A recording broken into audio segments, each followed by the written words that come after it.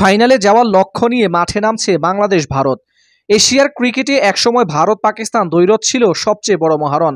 তবে সময়ের সঙ্গে সঙ্গে সেই দ্বৈরথে জায়গা করে নিয়েছে বাংলাদেশ ভারত ম্যাচ। এশিয়া কাপে বাংলাদেশ ভারতের সেই দ্বৈরথ মাঠে গড়াতে যাচ্ছে।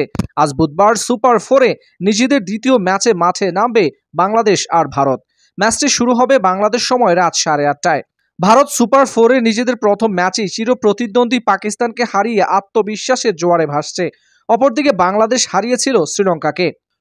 পরিসংখ্যানেও ঢের এগিয়ে ভারত। এশিয়া কাপে ওয়ানডে এবং টি-20 ফরম্যাট মিলিয়ে 15 বার মুখোমুখি হয়েছে দুদল। এর মধ্যে মাত্র 2টো ম্যাচ জিতেছে টাইগাররা, বাকি 13টি ম্যাচও জিতেছে ভারত।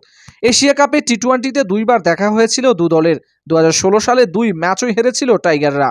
সাম্প্রতিক পারফরমেন্সও বেশ ভালো। টি-20 ক্রিকেটের বর্তমান চ্যাম্পিয়ন ভারত। চলমান এশিয়া কাপে এখনও কোনো ম্যাচ হারেনি তারা। 2বার হারিয়েছে চির প্রতিদ্বন্দ্বী পাকিস্তানকে।